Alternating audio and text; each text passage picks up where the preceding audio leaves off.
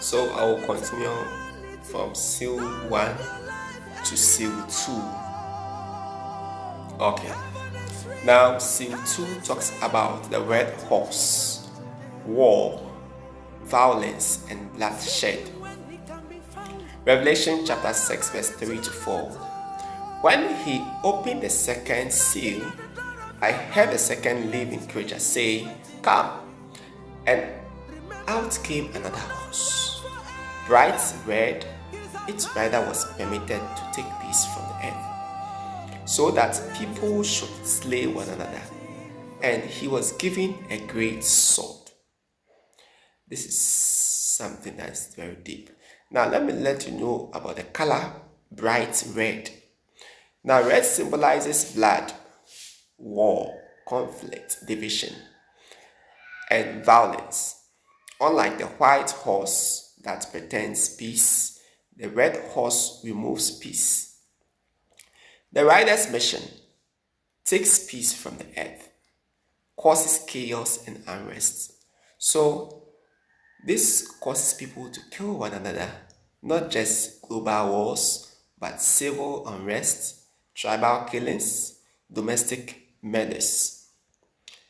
Giving a great sword, there's a symbol of authority to cause bloodshed, whether through war, terrorism, coups, or religious conflicts. Now, the key insight here is that this seal shows that after deception, that was seal number 1, comes destruction. So, seal number 1 talks about deception, lies, pretenders. And seal number 2 comes with destruction.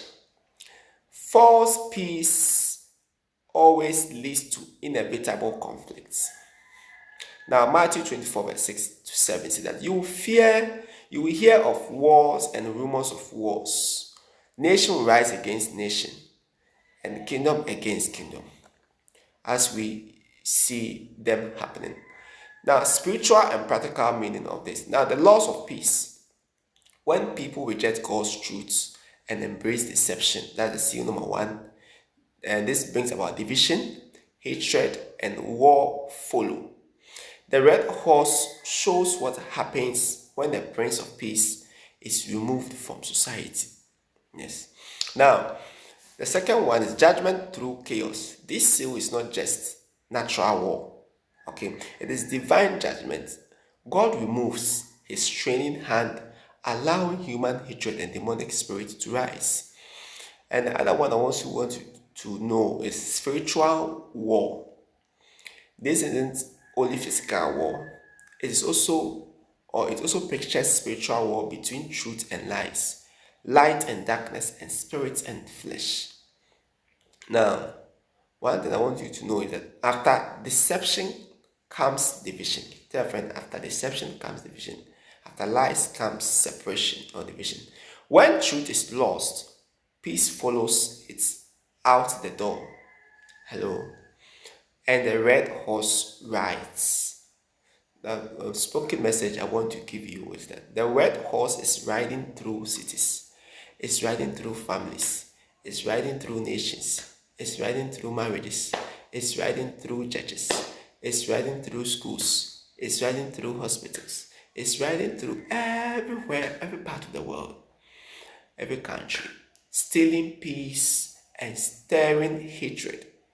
If Christ doesn't reign, the sword will.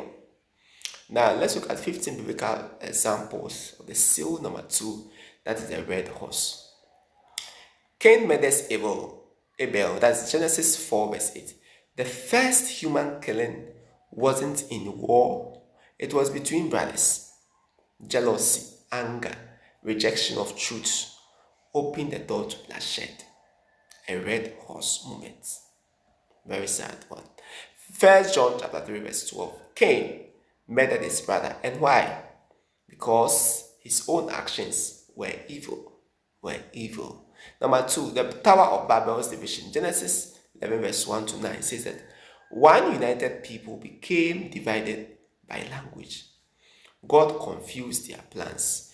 Where unity is not founded in God, conflict arises. Where unity is not founded in God. conflict arises. Now, Egypt versus Israel. Infanticide and oppression. Okay. Exodus chapter 1 verse 15 and 22 says that Pharaoh ordered all Hebrew baby toys to be killed. National fear led to mass murder, racial hatred, and state-sponsored bloodshed. The fourth one, Amalekites attack. Exodus 17 verse 8 to 16. Amalek attacked Israel unprovoked in the wilderness. A picture of demonic violence against God's people.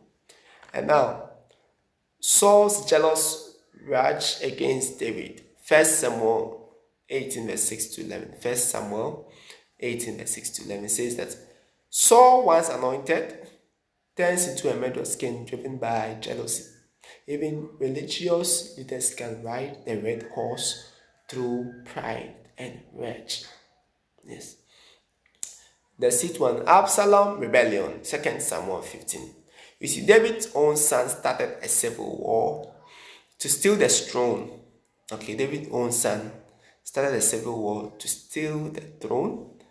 And this was internal national conflict. A son betraying his father. Israel's divided kingdom, 1 Kings 12. After Solomon, the kingdom split, Judah versus Israel. Disobedience and pride led to division, wars, and internal strife for centuries. Now, Jezebel's massacre of prophets, 1 Kings 18 verse 4. Jezebel murdered God's prophets to promote her pagan religion. When a nation turns from God, it starts killing the truth. Now, the destruction of Jerusalem, 2 Kings 25. Babylon invaded Judah, killed, burned, and destroyed the temple. This was a result of generations of rebellion and idolatry. Now, Herod kills the innocent. Matthew chapter 2 verse 16. Herod ordered the murder of all baby toys in Bethlehem. Baby boys in Bethlehem. He feared losing power. Political bloodshed motivated by pride. Now, the crucifixion of Jesus, Luke chapter 23. Jesus, the Prince of Peace, was crucified by angry mobs and Roman swords. Religion and politics united in the ultimate unjust execution. Then 12 says that Stephen's martyrdom, that is Acts chapter 7 verse 54 to 60. A man full of the Holy Spirit is stoned to death by religious leaders. Hatred for truth always leads to violence. And also Saul's persecution of Christians, Acts chapter 8 verse 1 to 3. Saul violently arrested and persecuted believers in Jesus. A red horse rode through the early church until Paul's conversion. Now, wars in the end times, Matthew 24 verse 6 to 7. Jesus warns of increasing wars and unrest as a sign of the last days. This aligns perfectly with the second seal. Gog and Magog's final war, Revelation 20 verse 7 to 10. Even after 1,000 years of peace, Satan stirs the nations for one final war against God's people. The red horse returns one last time, but is ultimately defeated. One thing I want you to know is that, is there hatred or division in my heart that the red horse may be using? One question I want you to ask yourself: is there hatred or division in my heart that the red horse may be using in my family, in my marriage, in my school, in my hospital, wherever you are, in the country, whatever field you find yourself? You ask yourself this question: how can I be a peacemaker in a violent world? The third question I want you to ask yourself is that, am I allowing offense, tribalism, politics, or pride to steal my peace? Join me and let's say this prayer. Lord, deliver me from the spirit of division, violence, and hatred. Let not the red horse ride through my home, church, hearts. Make me an agent of your peace in world at war.